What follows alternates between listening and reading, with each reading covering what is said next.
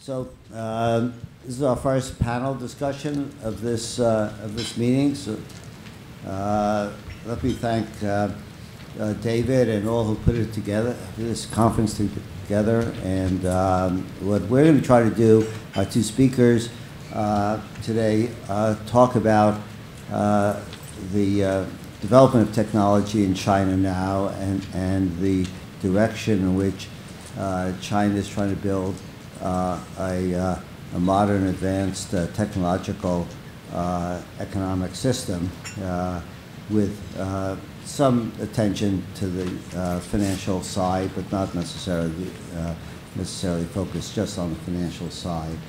And I'll just say one or two words in terms of context. Master Solomon gave a political context. But what China is trying to do, and I think it will be successful, is over time transform its economic system from one that was export-based, mostly on rather low-end type manufacturing, and gradually moving up the value chain as its cost structure increases and as the demography changes so that it has fewer and fewer workers. Given the demographic shifts in China, I think starting this year or next year, fewer people are entering the workforce than are leaving the workforce through retirements. So China needs to will have a greater cost structure. So it needs to abandon low-end type products and move up to more advanced products. And technology is obviously the way to do that. It's doing that in the context of a slowing world economy, which makes it more difficult to sell into the world market. So therefore, they have to have a much larger domestic market.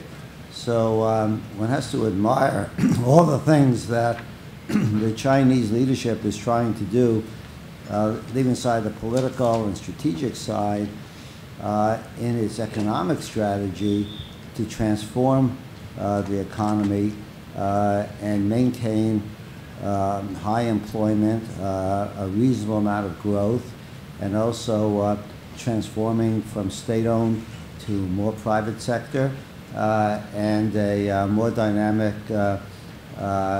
consumption-based society.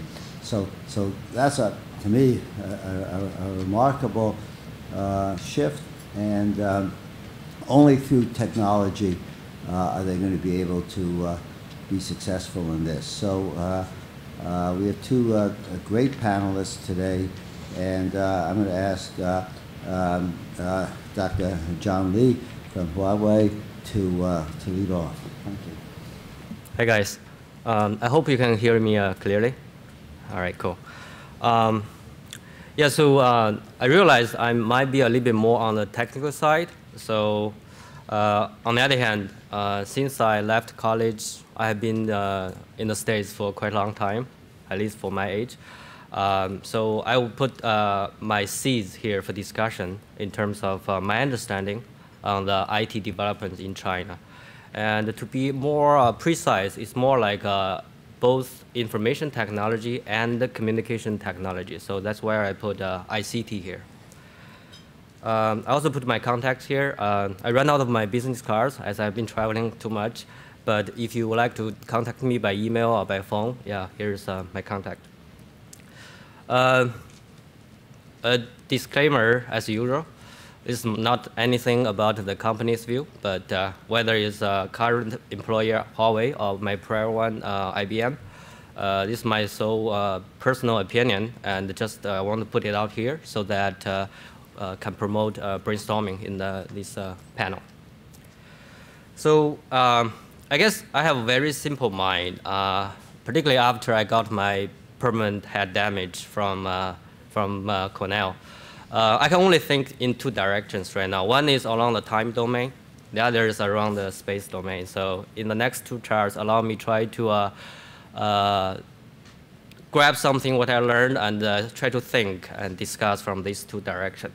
So this one very long time domain thing is we actually see the human society evolution has been really characterized by disruptive technologies and the related resource consumptions. For example, from the agricultural society, we consume the proteins, right? And in industrial society, we consume electricity. In information society, to the right a little bit, we consume internet access. And right now, in the so-called big data era, we actually consume data. And anything related to data, technology-wise, business-wise, they are like booming, right? So on the other hand, though, if we more look at on the structural side or maybe a little bit spatial side, if I may put this way, here I borrow a lot of slides and source from Philip Evans. I think he did a very fantastic TED Talk last year, sometime last year. So I borrowed a few charts from him. So if you follow the arrows on this chart from the upper right, upper left, if I may, starting from the business strategy, there were like two big ideas by Bruce Henderson and Mike Porter a while ago, decades ago. At that point, because of the so-called resource information transaction cost was so high, so what they found was if you can put a lot of volume of resources, large-scale information together within your organization, you actually can be more profitable for business. That said, you really need to have a very vertical organization where all the resources are really tightly coupled together to put this as a so-called business value chain, right? But looking to the right a little bit on the top, we have seen the falling transaction cost, meaning if you look at this chart, it's a little bit, I apologize for the small fonts, but what you can see here is on the y-axis, that's the compute power, okay? On the x-axis, that's the communication bandwidth. So the dotted line, that's where the increase rate, the development rate, the speed of transactions, they becomes together the same rate.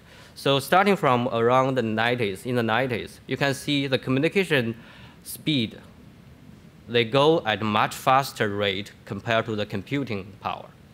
From there, you can see actually the data connectivity actually starts to disrupt the business value chain. If you go down a little bit on the right and in the chart, you start to see businesses coming out of the grassroots level, okay?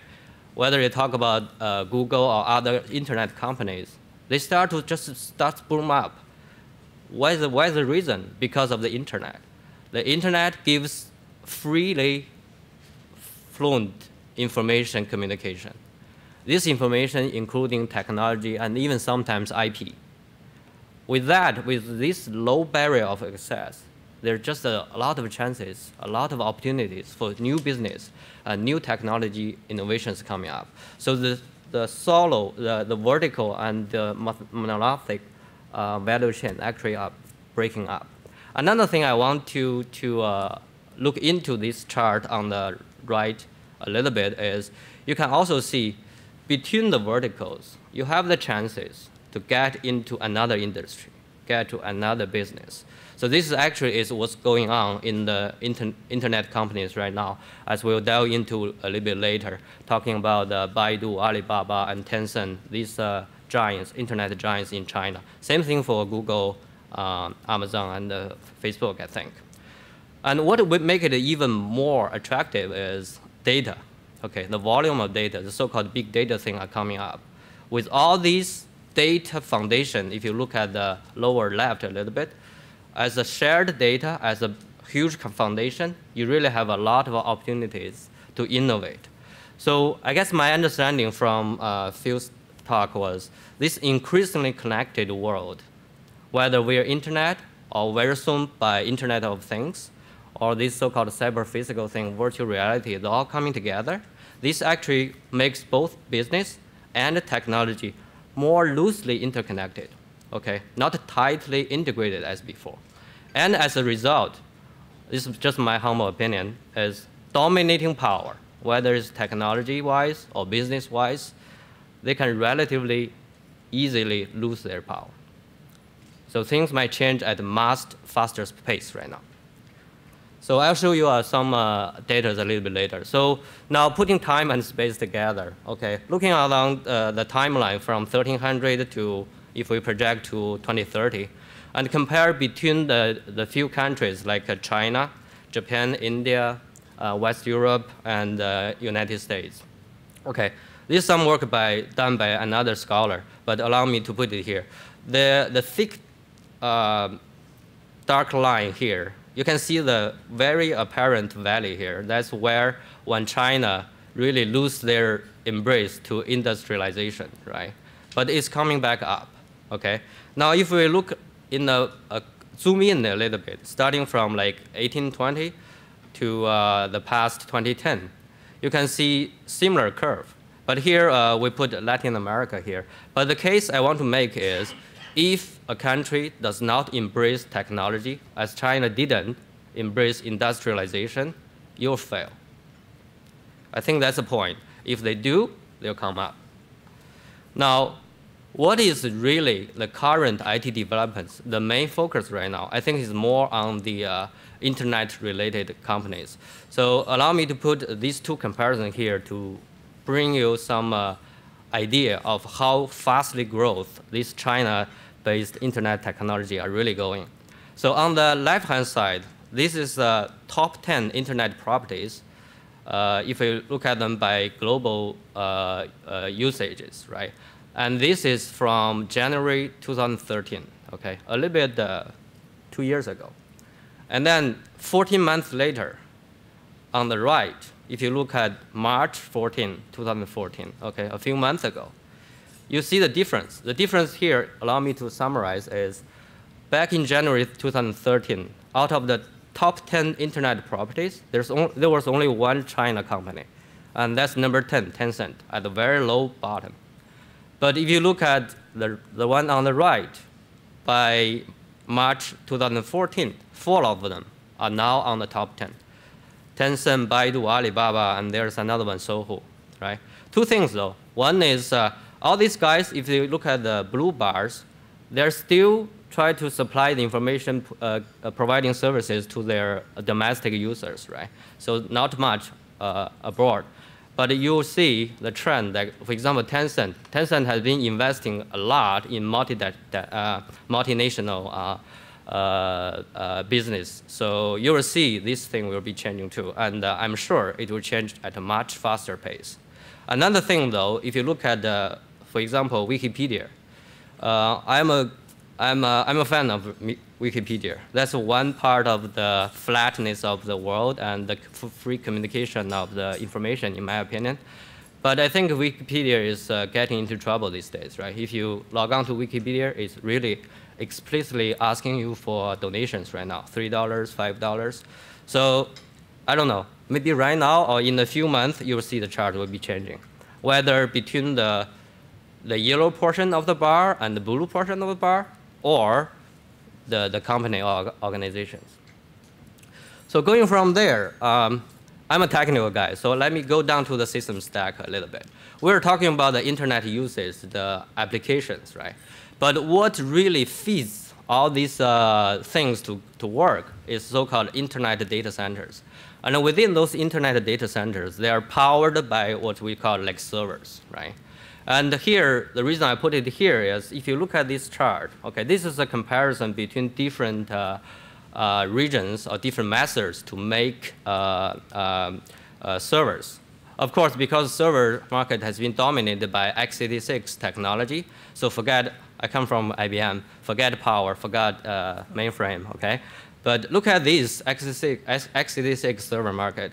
Starting from 2008, around 2008, you see the light blue and the black portion of the graph, you see they're actually increasing a lot compared to other regions. What that means is OEM'd by China, the servers OEM'd from China, and a lot of ODM, they also actually come from China. some other from some other Asian Pacific area. But you can see that this area is growing. And from IDC, I think they're expecting this growth will be much, much faster in the next couple of years. So we'll see how that goes. So I guess my point is, once you have the internet usage, you need the hardware and the software to feed this usage, to power it. And this is just one example to show you, because of the booming of internet, because of the booming of internet in China, the related technologies are also booming. Now, from server-based internet, the next step is mobile.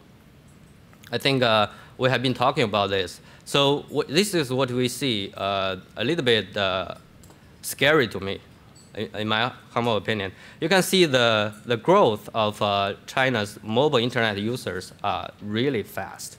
In fact, someone even say, okay, two things. One is the number of mobile users in China is definitely the largest whole worldwide.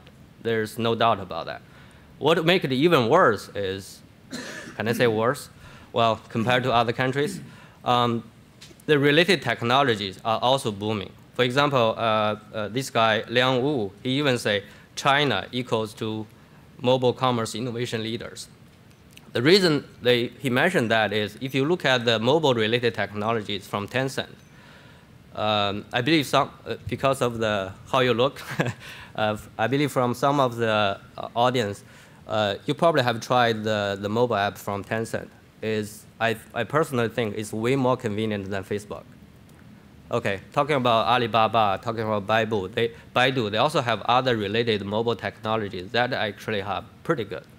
I have to say, because I'm a technical guy, I think it's pretty good. And looking forward, this might be a little bit exaggeration that China is a leader in mobile right now, but I think it's coming really strong. That is for sure. Now, what's the outcome, right? After the server-based or mobile-based internet booming, the outcome, if you look at this chart, is starting from 2008 until what we can estimate for 2014 on the right, you can see the online shopping market size between China and the US. They are changing right now. It's estimated that by this year, the online shopping market size will be more in China than in US. Okay, we've been talking about the technology-driven internet, servers, mobiles, how they do that for the internet companies themselves, for their core business. Now, these charts I'm trying to say, in terms of expansions, back to the business and the technology graph we talked about earlier by Philip Evans. So these companies, although they started from internet, they try to erode or maybe disrupt other traditional industry sectors right now. What they're doing is they have different preferences. I apologize. This picture actually is, I think it's pretty much in Chinese. I'm a very bad drawer, so I can't draw a better figure. So allow me to just put it here. But I put my comments on the right-hand side. So starting from like 2005, about $30 billion has been invested from these BAT, these three companies. Baidu in blue, Alibaba in orange, and Tencent in green. So they have different preferences in terms of investment. For example, Baidu, they try to strengthen their core business, like Google, okay? Strengthen their core business in terms of search and online advertisement. And what they do is that for this technology chain, they do mobile. They bought a lot of mobile companies. They do video analytics. They bought a lot of streaming video-related companies. They also do location-based service, LBS, online to offline services, so on and so forth. Everything is really focused on their search and ad business, 99% of their business, okay? But they also do some strategic investment. I think later on today, Andrew Ng, he recently joined Baidu. He's one of the top 3 AI guys in the world right now. And they are doing some really deep learning stuff that will probably disrupt technology and the business very soon. But with that, let's look at the Alibaba a little bit. Alibaba's core business is e-commerce, okay? So what they do is try to improve their ecosystem for their e-commerce, all the way from logistics, okay, deliver goods. You can see similar things in Amazon, okay. Amazon, they have their, I think it's Amazon Prime Air, the drone-like technology. As long as they got the FAA grant, they'll probably do that. But Alibaba is doing the same thing, similarly. And they also improve on their data services, the payment. I believe a lot of folks here, you are very aware of this, and supply chain finance. So that's a different strategy, but also focus on their core technology and core business. Now for Tencent, similar thing. They do open platform, okay, based on their own ecosystem. One thing I'm not quite sure if everyone is aware is 80% of the Tencent revenue actually comes from gaming. So all these open platform going on is really to make gamers easier to play games, okay, on the mobiles, for example, on Tencent. That's where you spend money. So be aware of that. I'm a computer guy, but I never play games. So just like when internet, one of the fathers of internet, he never got logons to the internet. So I think gaming is very dangerous to me. So that's why I don't do that. But looking at the common trends, everyone is doing mobile, online to offline technologies. One more thing is they also erode to the other verticals, like financial, okay, manufacturing, education, government, the public sector, so on and so forth. All these companies, they are actually try to disrupt other industry right now, if you recall Phil Evans' theory before. So with that, I'm trying to wrap up. One thing I think I want to mention is, I believe Bill has a better view than me, is policy support. Policy support is very important. If you look at this, the ICT innovation policy in China, they have 3 categories: long-term, mid-term, and industry-specific. They all focus on information technology, communication technology, and the software technologies. And as Bill will mention later, I believe, they actually focus on homegrown technologies. Why? For the obvious reason, I don't need to rephrase. But on the other hand, the low transaction cost, low data and information communication cost really makes accessing new business model, new technologies so easy that maybe for the most of the time, you don't need help from others. That's just from the technology viewpoint.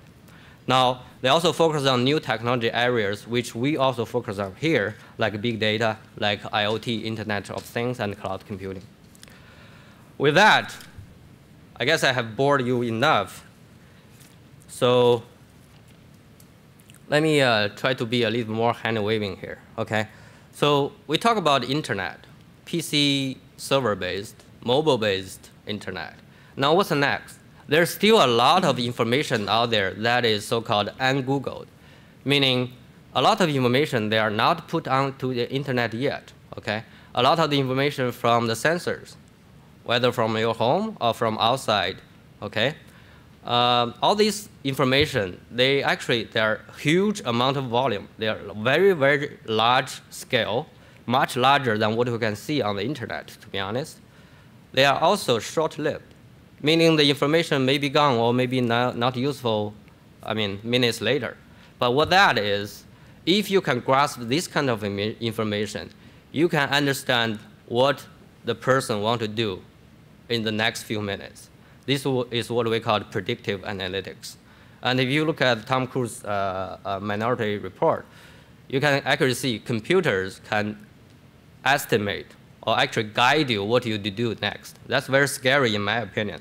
So looking forward, my understanding is we can actually learn a lot of business and technology opportunities from Hollywood, okay?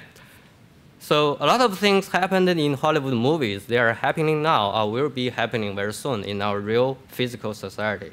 But one thing I want to, maybe not for the topics of this panel, is we really need to start focusing on technology-driven social issues. There are so many social issues related to technology. For example, how do we control computer, okay? We need to control this thing. If we don't control it, the next thing is smart machines and computers, they'll control us. And looking forward, there's, of course, aliens out there. We just don't know, maybe mutants, but let's not go there. So let me try to summarize. So I think what is going on right now to make business and technology so synergetic right now is the connectivity. Connectivity of information, connectivity of resources, so on and so forth. To make the entry barrier into certain technology, entry barrier into certain business so low, maybe zero cost. With that, what that means is such disruptive innovations, whether in business or technology, they will happen in a much faster pace. Whether you look at BAT or you look at our FAG here in the States, this is just changing a lot. For their defense, they actually try to aggressively invest in other areas, in other verticals, traditional business. For one thing, to try to protect themselves, because there are so many smaller startups coming up. Nobody is sure they will survive another 10, 20 years. So to do that, to make sure they protect themselves, they have to invest. That's my understanding on their current aggressive investment into these traditional sectors. Of course, policy support is very critical. And I think China's government support to this ICT industry, it just comes at a good time, okay? The real estate was booming in China. That's one of the main contributors to the whole overall GDP. With so much money floating around, what do you want to do? You need to do something useful. I think they did something really useful. And we have seen the results, as I showed from previous slides.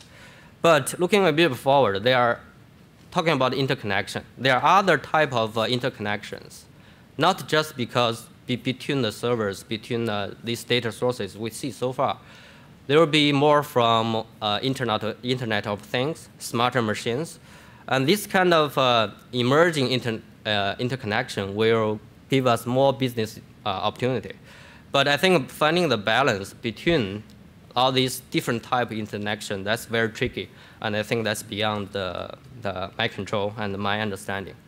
So with that, allow me to summarize with Garrison Keillor's, what he always say is, let's be well, okay?